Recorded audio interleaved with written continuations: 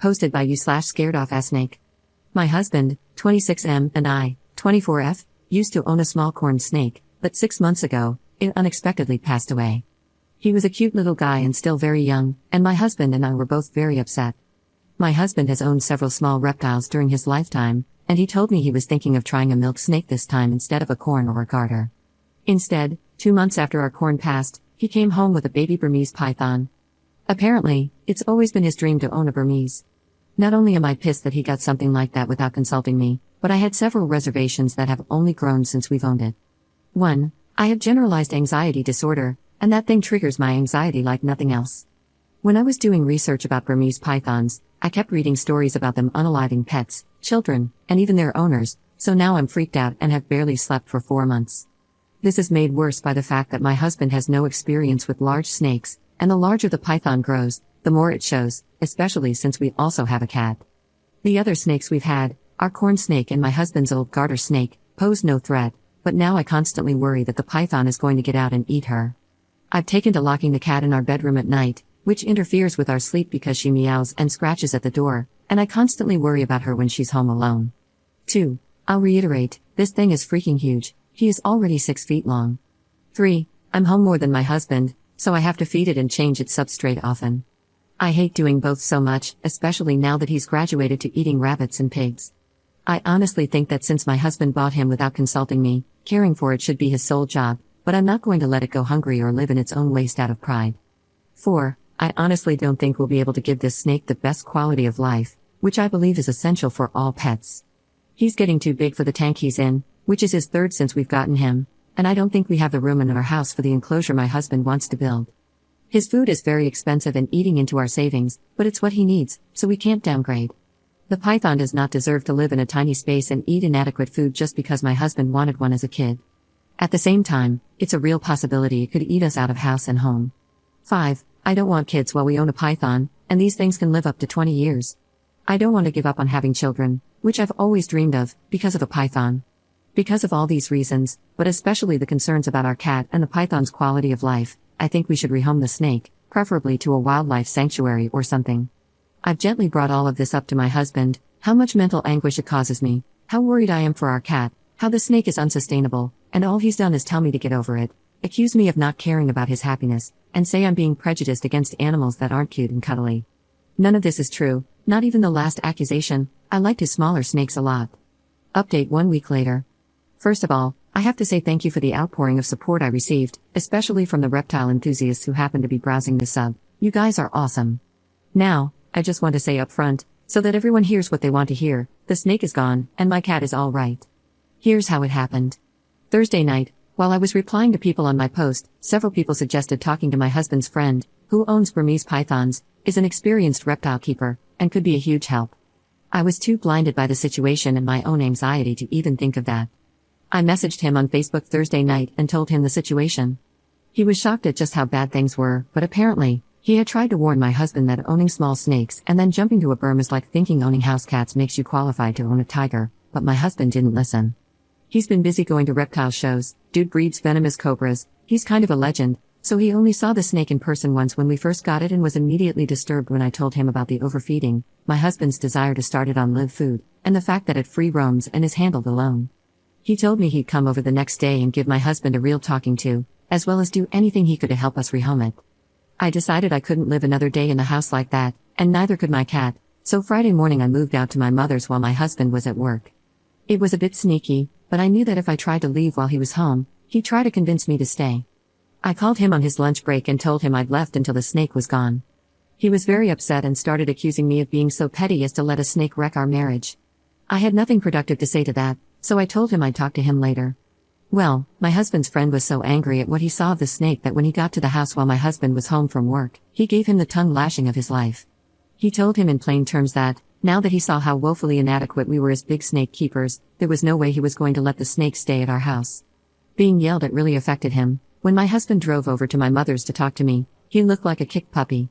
He broke down and told me that he loved me, that he was sorry for the hell he'd put me through, and that it had taken having reason yelled at him by an expert for him to really see what was going on. He said he now understood that the snake could no longer live with us. I knew that, at that point, the sorrow he felt was more about having his snake taken away, not real understanding, At least, not yet. So don't worry, he's not completely off the hook. It was cathartic to hear, though.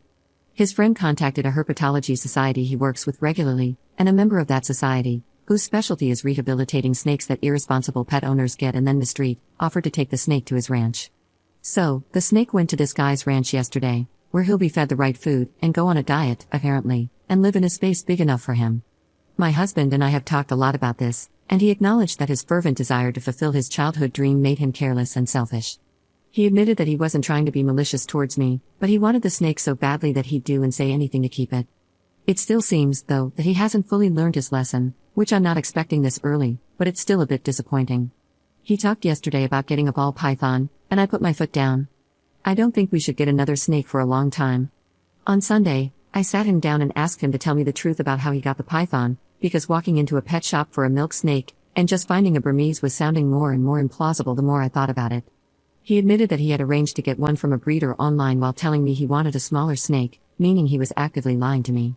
This breeder is also in another state, meaning my husband participated in something illegal when he met up with him to get it, since transporting Burmese pythons across state lines is against the Lacey Act. I'm very angry about this. I'm upset about his lies, and I'm upset that he blew me off for months. He admitted he lied because he knew I'd say no, which shows such immaturity that it almost disgusts me. I'm upset that he broke the law. I'm upset that he only listened to what I said when it came from someone else. Apparently, he's been having a quarter-life crisis that he didn't tell me about, because he feels that he should have accomplished more with his life by 26, he never went to college. I feel sympathy for him in that regard, but that's no excuse to treat me badly. I moved back home with my cat last night, but our marriage is in serious jeopardy right now due to the lying and the lack of respect my husband has shown me. However, I made vows to stick with him, and I don't take those lightly. We're going to be getting counseling, which I hope will help him truly understand what was wrong with his actions, rather than just giving a knee-jerk response to being in trouble, so to speak, and will strengthen our relationship. If not, well, I'll have to consider my options. Second update 1 month later. Hi, I'm back. The snake is still gone, but I guess I'm returning out of desperation. People messaged me wanting to know how I was doing anyway. On the surface, therapy has been going well. My husband has been doing everything right. He's been contrite, open-minded, and treats me like a princess at all times. I can tell at home that he's making a conscious effort to listen to my opinions and thoughts and incorporate our therapist's suggestions into our lives. I feel like the biggest jerk saying this, but I don't think it's enough. Over these past weeks, I've had to come to terms with the fact that something about how I view my husband has fundamentally changed. Finally, after extensive soul-searching a few days ago, I realized what it was. I have no respect for his intelligence anymore, after all this. That is very, very important to me, and now it's just gone. I don't know how it can come back without him undergoing a personality overhaul. It's ended my physical attraction to him. I normally have a high libido, and prior to all this, we made love 4 to 5 times a week. Now, since everything went down, we've been intimate 3 times. To be fair, while the snake was here, we were down to 2 to 3 times a week, but it was still more frequent than this. Despite all the changes he's making, he's still himself, and I don't think I can like who I know him to be now. He's still his goofy, absent-minded self who needs me to balance the checkbook and pack his lunch. I can't respect that anymore. I don't want to be his mom or a naggy sitcom wife. I used to love doing these things for him. Throughout our relationship, I've taken care of him, patched him up, and helped him solve his problems. I always saw it as the ultimate expression of love. Now I'm just sick of it. He can tell something's still wrong. He's irritated by my lack of forgiveness and my lack of a bedroom drive lately, even though he's objectively doing all the right things. But his lack of understanding toward my apprehension only makes my feelings more pronounced. I realized the other day that I love him dearly as a friend. I've known him since I was 9 years old, but no longer as a husband. That devastates me. I can't believe I'm thinking about divorce after less than a year of marriage. I feel like such a failure. I haven't broached these feelings in therapy yet, because they crystallized only a few days ago. But I don't know how to start, because I know saying them will mean my marriage is over. I've talked to my mom and friends about this, and they all tell me to wait longer, to stick it out, because I made vows. But I feel like I've discovered something fundamental about my husband that I wish I never had, and now nothing can be the same. Third update 9 years later. 10 years ago, I posted on our /relationships about being scared of my ex-husband's giant snake. Here is an update. One of my friends sent me a link to my post saying, "I think you wrote these posts." And after reading them, yeah, I did. A lot of people seem to be wondering what happened to me, so I logged into this account for the first time in 10 years to give one final update on what happened. I'm posting here because I'm not quite sure where to post. I feel like our /relationships isn't really a thing anymore. Basically, my ex-husband brought home a Burmese python after telling me he wanted a milk snake. I was really scared of it and anxious, but he was dismissive of my worries. I ended up having the snake shipped off to a reptile ranch, but it completely shattered my trust in my ex because he had lied to me. It also made me realize that he relied on me to do everything for him, like a second mother, and that I hated that. I really tried to work through the feelings I posted about in the second update, but after 3 months, we separated. It's totally okay if you judge me for this because I judge myself. After being separated for half a year, we ended up having sex. My grandma had just passed, I was devastated, and he came to the funeral to support me since he had known her forever and loved her too. We went home together after the family lunch and ended up having comfort sex. Neither of us wanted kids at that point, but my IUD had slipped into my cervix at some point before this, and I ended up getting pregnant. Both of us were unsure about introducing a kid into our relationship, but we decided to get back together and make another effort. I had always wanted to be a mom and didn't want to terminate. We found out pretty early into the pregnancy that it was actually a molar pregnancy, meaning that instead of a normal fetus, I was pregnant with a tumor. I had the mole removed, but I was one of those lucky people who develop cancer from their molar pregnancy. Fortunately, the cancer was caught when I was only at stage 2 and responded really well to chemotherapy. I've been cancer-free since 2016. However, my ex's behavior when I was extremely sick from chemo, we had stayed together after losing the pregnancy, made me put my foot down and want a divorce. He wouldn't, or couldn't, pick up the slack around the house, and I couldn't deal with it anymore. I felt like I couldn't depend on him for anything, not even when I had cancer. Literally a week after I was told I was cancer-free, I told him I was moving out and wanted a divorce. I lived with my mom for a year while our divorce was being finalized and a bit after that, and then decided to get a job in a new city because I needed a fresh start. I also decided to fulfill a dream I had been mulling over for a while and went back to college to get my BSN, Bachelor of Science in Nursing, in 2017. I graduated in 2019 because I was in an accelerated program for people who already had another degree, and I now work as a neonatal nurse. The job can be really challenging and difficult, but it's so amazing to watch tiny and sick babies grow, thrive, and eventually go home. I feel like I've found my calling. I also met a guy in my class when I went back to school. We were just friends for 2 years because I didn't feel ready to date, and then in 2019, we started dating. That guy is now my husband. We got married in 2022. My current husband is the most amazing man and partner I could have ever asked for. I can fully lean on him, and he can lean on me. And I don't have to ask him to please pick his socks up off the floor. He even does most of the cooking because I hate cooking. Due to my cancer treatment, I went into premature ovarian failure, so we are going to start IVF in the new year with eggs I had frozen before my chemo began. We also want to adopt and or foster at some point and have been looking into that as well. I know for sure my husband is going to be a wonderful support for me and an amazing father. At the time of my divorce, I had no confidence my ex would be either of those things. I don't want to just bash my ex, though. He's doing much better since we got divorced.